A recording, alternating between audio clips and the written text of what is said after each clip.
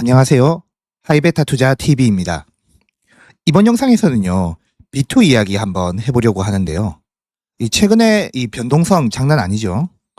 아마 변동성이 장난이 아니니까 폭락이 나오고 이것이 기회가 될 수도 있기 때문에 B2가 성행을 하는 것 같습니다. 자, 뉴스에서 보시면요, 이 예금에서 2조 원이 넘는 자금이 빠져나갔습니다. 또한 이 마이너스 통장도 하루에 수천억 원씩 늘고 있죠. 국민은행, 신한, 하나, 우리농협, 다 1금융권이죠. 마이너스 통장 내는 규모를 보면요. 저는 우리나라 아직도 먹고 살만하구나 라는 생각이 들기도 합니다.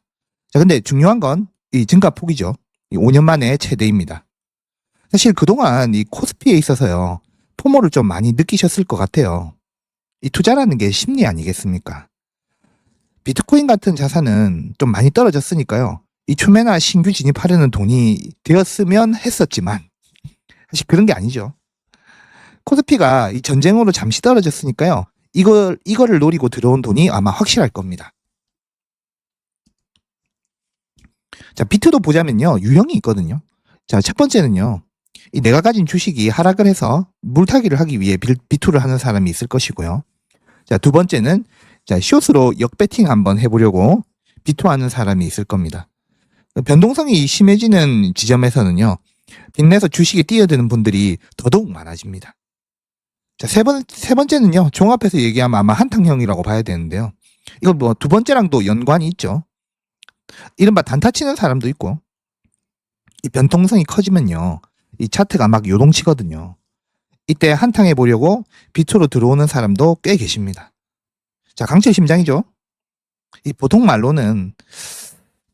말로가 썩 좋지가 않아서 여태까지 역사를 봤을 때 그렇습니다. 사실 부동산 같은 것도 주택도요, 규제가 좀 심하지요, 요즘은요. 상업용 빌딩 같은 건 이제 거의 죽은 시장이라고 봐도 될 겁니다. 그러니까 이 돈 될 만한 곳이 여기니까 뛰어드는 느낌도 있습니다. 자, 그럼 무슨 이야기를 하기 위해 이 기사를 가져왔으며 이런 영상을 만들었느냐? 자, 여러분 생각에 만약 내가 주식을 빚을 내서 할 거라면 어느 정도 내서 하는 게 좋을 것인가, 이런 거 고민해 본 적이 있으신가요? 이 세상 사람들 모두 계획이라는 게 있죠. 이른바 처맞기 전까지는.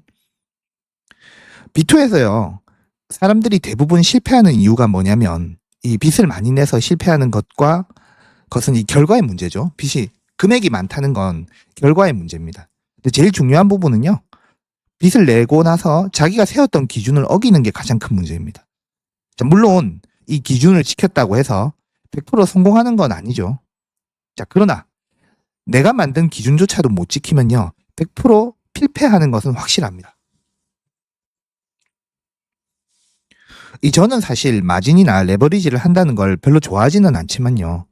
저 또한 마진으로 투자를 해본 적이 있고, 옛날에 제가 했던 방법, 물론 지금도 이 방법을 쓰고 있지만 그 방법을 한번 추천드려보고자 합니다. 이 레버리지는 사실 그냥 자동으로 청산을 당하고 이 배율이 정해져 있죠. 2배, 3배, 4배 이런 식으로.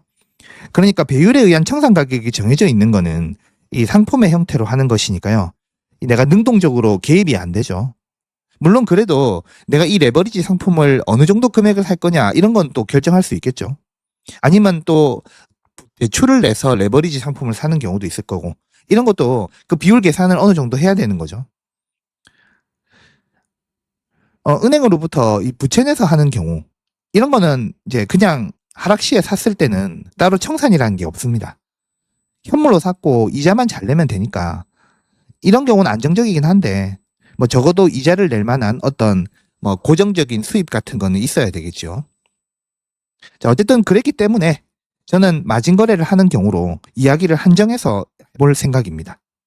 자, 우선 마진 거래를 할 때 가장 중요한 건 무엇일까요? 수익을 많이 남기는 걸까요? 그게 아닙니다. 마진 거래는 높은 변동성이 가장 중요합니다.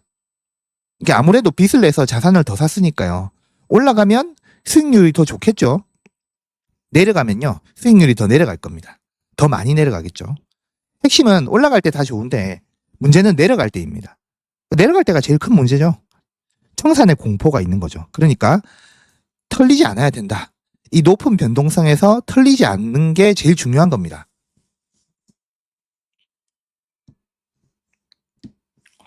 수량을 많이 사두었다고 할지라도요.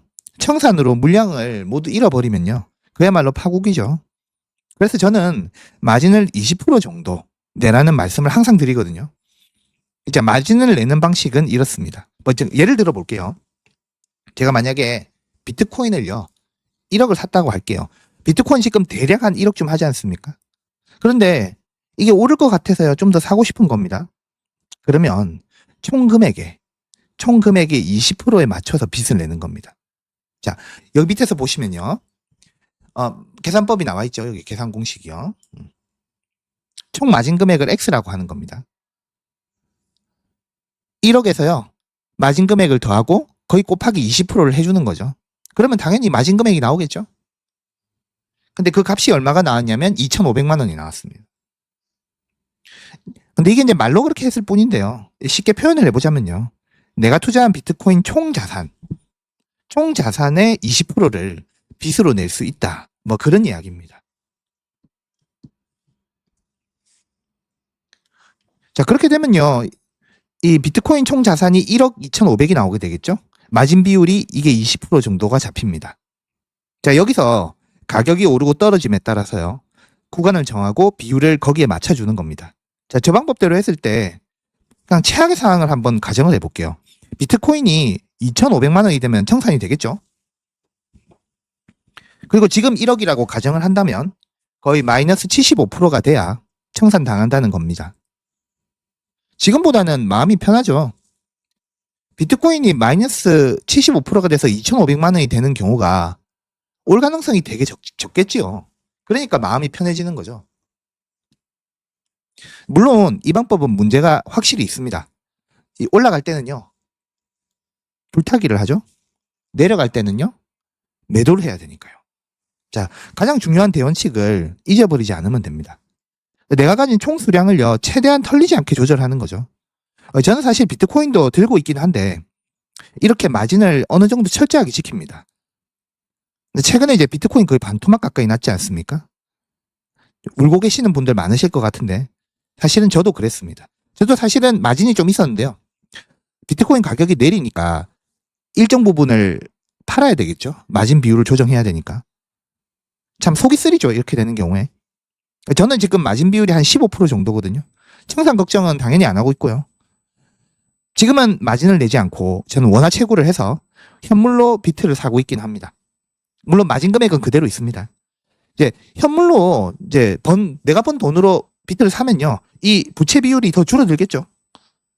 이제 단지 마진을 낼 거면 이렇게 하시면 좋겠다라고 보고 소개를 해드리는 겁니다. 자, 근데 비판도 있을 거예요. 자, 이런 소녀 같은 마음으로는 큰 돈 못 번다. 이 소액을 가지고 크게 벌려면요. 베팅을 5배, 10배 해야 된다. 이렇게 말씀을 하시는 분들이 많을 겁니다. 제가 한번 되물어 볼게요. 자, 그렇게 해서 성공했습니까? 성공했으면 성공을 많이 안 했겠죠? 말씀하실 수 있는 분들이 몇 안 되실 것이라고 생각합니다. 그리고 물론 이렇게 또 크게 성공했으면 제 채널을 보고 있겠습니까? 자, 원래 돈을 그래도 나쁘지 않게 버는 기업이나 아니면 좋은 자산 같은 거는요. 인플레 같은 것이 항상 있죠. 그리고 각국 정부는 돈을 항상 풀기 때문에 시간이 지나면 오를 수밖에 없습니다. 요번에 코스피에 삼전 하이닉스도 그랬지 않습니까? 코스피가 얼마나 행보를 많이 했습니까? 코스피 행보가 거의 한 5, 6년? 그때 코로나 때 한번 바짝 오르고 그 상승분 다 토해냈죠?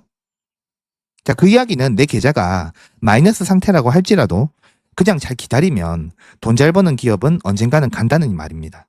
자, 그런데 마진을 해서 내가 다 털리면 나는 그 상승기에 지분을 갖지 않는 거죠. 이게 제일 겁나는 상황입니다. 자, 종합을 하자면요. 5가지를 기억하시면 되겠습니다. 꼭 제가 말씀드린 기준으로 하실 필요는 없거든요. 본인이 만드신 기준이 있으면 그걸 꼭 지켜야 된다. 이게 제일 중요합니다. 보통은요. 마진을 넣다가 주식이 많이 상승을 하거나 뭐 자산이 많이 상승을 하겠죠. 그러면은 꼭 그 원칙을 어깁니다. 근데 저는 그냥 대충 정하자면 마진을 한 20% 정도 하시는 게 제일 현명한 것 같다라고 권유를 드리고 싶다는 점입니다. 그리고요. 목표는 제일 큰 중요한 것, 청산을 당하지 않아야 된다는 것. 버티면 결국 승리한다. 이런 점을 좀 강조를 드리고 싶습니다. 요새 기사를 보면요. B2 이야기가 워낙 많이 나와서 요새 또 동학개미들 4848 얘기도 많이 나오더라고요. 뭐 요걸로도 영상을 한번 만들어 보려고 하는데 B2 이야기가 나오니까 마진을 얼마나 내서 하는 게 좋을까라는 궁금증이 좀 많이 생기실 것 같아요. 뭐 그런 것에 대한 좋은 대안으로 영상을 한번 만들어 보았습니다. 다음 영상에서도요, 좋은 이슈나 생각이 있으면 언제든지 영상 만들어 올리도록 하겠습니다. 자, 들어주셔서 감사하고요. 오늘 하루도 좋은 하루 되셨으면 좋겠습니다. 감사합니다.